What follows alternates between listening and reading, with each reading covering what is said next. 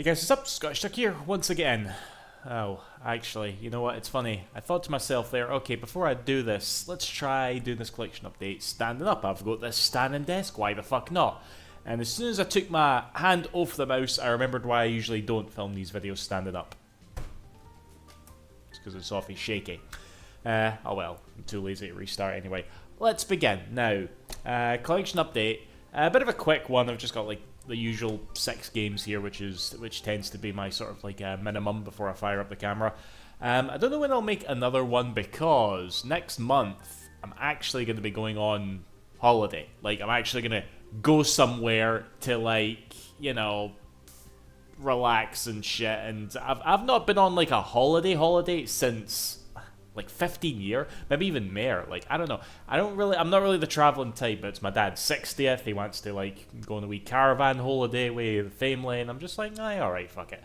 So I got to save up for that. But in any case, got some games here, and yeah, let's go right into them. First of all, actually, we update Steam Deck. All right. I showed this in a collection update of 4, but I was moaning about the D-pad no working. Well, I got in touch with Valve, and they just sent me this like generic, oh, have you tried these things? And it was just like a fact sheet that you find on their fucking website or whatever. And I messaged back, no, I have tried that, it's still not working. And they were just like, okay, ship it to this address. I was like, oh god, really? Shipping it? So I did it. It was away for 2 weeks, came back, and the D-pad's perfect. It's completely fixed. So, aye. Cheers for that, Valve. Okay, didn't they charge or nothing? Which I wouldn't think they would charge anyway, but aye, they didn't even try it. Literally, I don't think I spoke to a human, but they got it fixed, so good on you, good on you. Anyway, on to the games. First of all, here we have, can you all read that? I'm sure as fuck canny, but I promise you it says, Like a Dragon Gaiden, the man who erased his name. So, yeah, the Japanese version, because the Japanese actually got a physical version of this game. It's funny because I was thinking for a while there, and I do still kind of maintain, I think that Sega will release like a limited run. Not necessarily for limited run games, because fuck that, but kind of like what, well maybe it will be limited run game shit, because you look at what happened with like Persona 4 Golden and Persona 3 Portable. I feel like they will do something like that eventually. Will they release like a physical version of this, but it'll be like hard to get, you know what I mean? But I got this anyway, and literally it comes with like the English subtitles and shit. I don't know if it comes with the English dub, but who the fuck wants to use that anyway? But yeah, another Like a Dragon game to put on the shelf. That's good. Next up, you guys remember in the last collection update where I was talking about I got that like Extreme G game because, you know, Nintendo released it on the Nintendo Online service thing, and instead of like complaining it the convenient way, I had to like grab the physical cartridge. Well, I got the other one here. Yeah, Eggy's what's it called again? Eggy's Wrecking Balls. I think this kind of like Extreme G is a sort of like racing game, but it's got more like platforming elements into it. It looks like it's a really like unique take on for the N64, you know. So yeah, that's not too bad to have. And it's funny, right? Because I was on a bit of an N64 buying kick, but I've not even had the N64 set up for ages. You know what I mean? But for some reason I was like, no, I want to get some more games. And here's one that I've always had like my eye on, but just never got round to. Bomberman 64. I love Bomberman Hero for the N64. That was a big like childhood favourite of mine. You know, the 3D platforming game. I actually don't know too much about this. I've probably watched like 10 seconds of gameplay, and it looks more like traditional, but it's also got like a storyline, I think. I don't know, but I will give this one a go. You know, Bomberman, good series. You know, I don't talk about it enough, but good series. Right.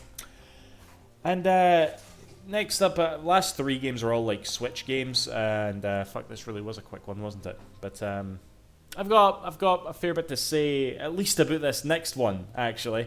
This is probably going to be half the video. Endless Ocean Luminous. Now, kind of weird thing, right? Because Nintendo, I feel like they almost like treated this as like their big, like, I guess, I don't know, spring release or whatever. Like the big release for like May, because it was the game that closed out one of the Nintendo Directs, and they were like pushing it quite a bit. And apparently, I was like really happy because Endless Ocean 1 and 2 for the Wii are amazing. Okay? Cannot stress that enough. They are brilliant fucking games. I love them to death, okay? So when I saw this, I was just like, oh shit, Endless Ocean 3? Fuck, aye, one then. And it's not that good. It's not that good at all. It's basically like, okay, see the original Endless Ocean games? What made them so good was a sense of like discovery. You know, you would go into the water and you would find like, you know, wildlife. You would add them to like your notebook and shit. And you couldn't like, at first you couldn't like swim out very far because your air tank was quite low.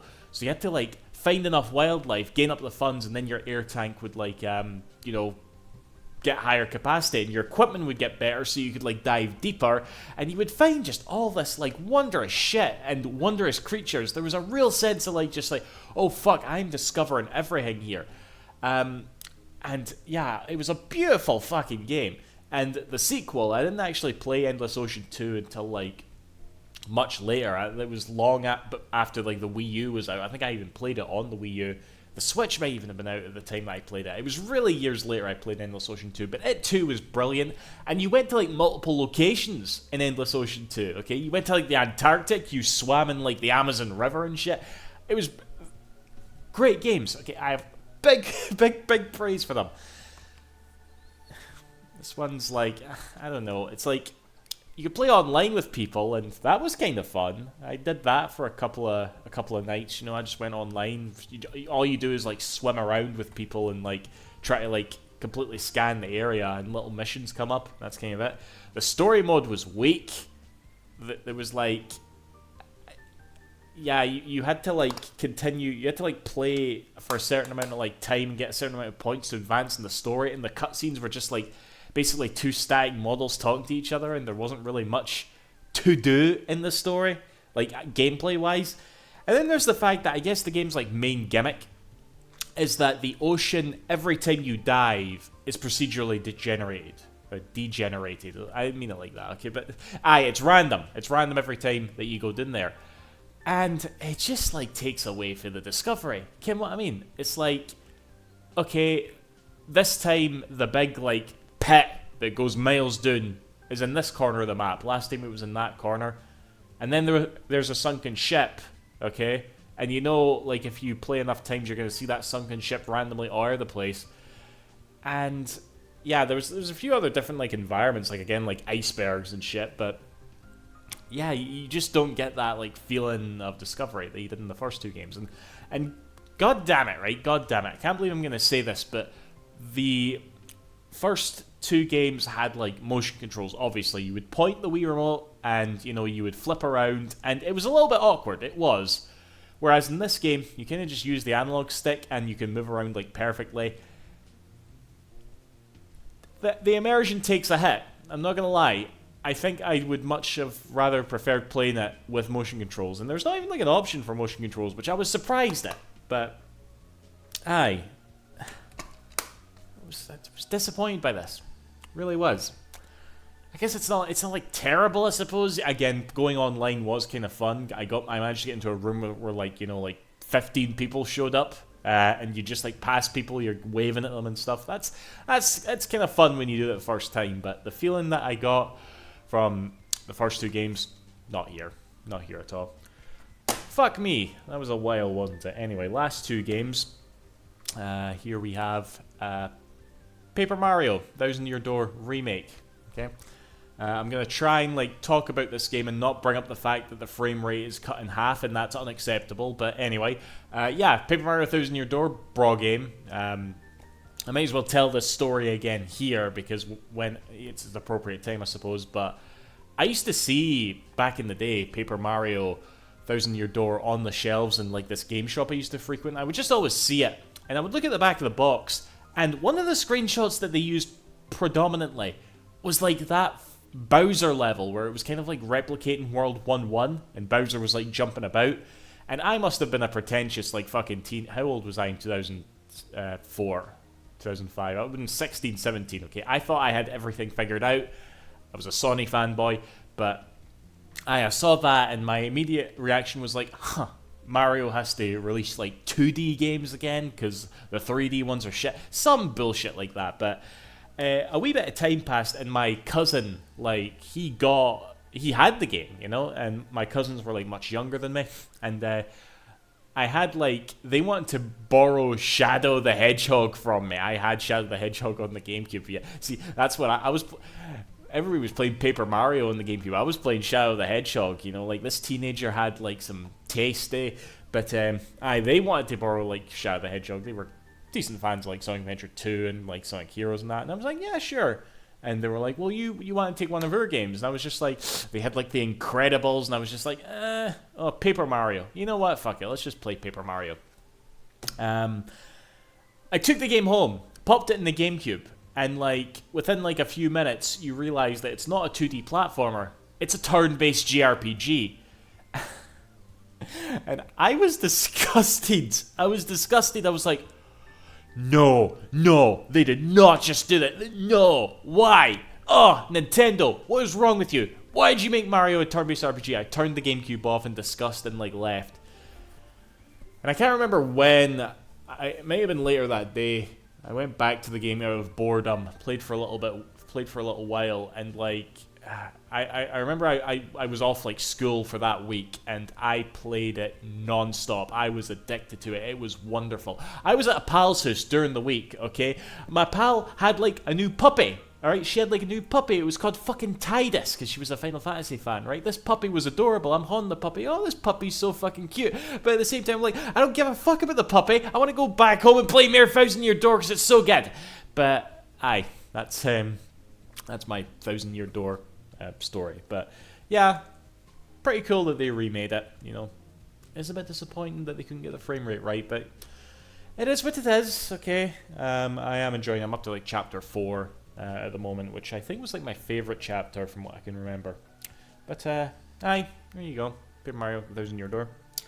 And okay, you know, I was talking about like having to buy those games that re-released on the Nintendo online system. That's like a very like, oh, this is why I am the way I am sort of purchase. And this is also, right, because I'm playing Paper Mario 1000 Year Door. Oh, one little story I forgot to tell about Paper Mario as well.